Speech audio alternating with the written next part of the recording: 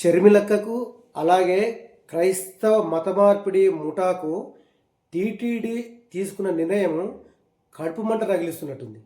ఎందుకంటే సుమారుగా 5,000 గుడులను దళితవాడలో కట్టిస్తామని తిరుమల తిరుపతి దేవస్థానం ప్రకటిస్తే ఈ షర్మిలక్క కాంగ్రెస్ చీఫ్ హోదాలు దాన్ని వ్యతిరేకిస్తుందంట. ఎందుకు?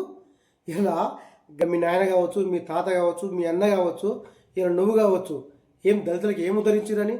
అలాగే నీ మొగడు, మీ అమ్మ బైబిల్ చేత పట్టుకొని ఇలా క్రైస్తవ ఎన్జిఓలు ఇచ్చే డబ్బులకు ఆశపడుతూ చిన్న చిన్న వాళ్ళని ఎరవేసి అక్రమ మత మార్పిళ్ళు చేసి ఇలా ఆంధ్రప్రదేశ్ రాష్ట్రాన్ని దళితుల వాడలన్నింటినీ కలుషితం చేసింది. దళిత సంస్కృతి సాంప్రదాయాలను, దళిత దేవులను కలుషితం చేసింది మీరు కదా.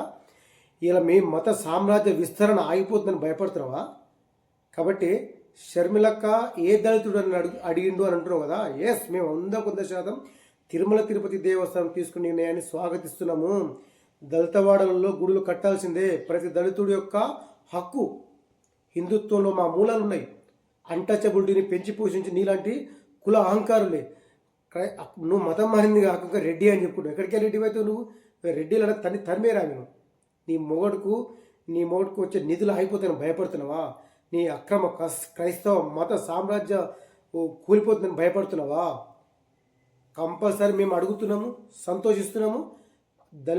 దళితవాడలలో ఆలయాలు కట్టించాల్సిందే. ప్రతి దళితుడు స్వాభిమానంతో గుడికి వెళ్ళాల్సిందే. నీ క్రైస్తవ మత మార్పిడి ముఠాకు చెక్కు పెట్టాల్సిందే. ఆర్ఎస్ఎస్ భావజాలాన్ని పుచ్చుకున్నవా చంద్రబాబు గారు అని అంటున్నావు. అంటే అట్లంటే నువ్వే ఒక రకంగా ఆర్ఎస్ఎస్ దళితులకు వ్యతిరేకమని, ఆర్ఎస్ఎస్ దళితులను ఆలయాలకు రాకుంటుందని అడ్డుకుంటున్నావు అని ఒక ప్రచారానికి నువ్వే ఇండైరెక్ట్గా తెరదించినావు అవుతావు. నీ క్రైస్తవ మత సామ్రాజ్యం ఖాయం. దళితులు చైతన్యవంతమవుతున్నారు. మీరు దళితులను ఇంకా ఎక్కువ రోజులు మభ్యపెట్టలేరక్క. ఖబర్దార్, ఇంకొకసారి ఇటువంటి కారుకూతలు చూస్తే నీ మొగడిని మీటింగ్లు పెట్టనియం, నిన్ను కూడా తిరగనియం రోడ్ల మీద.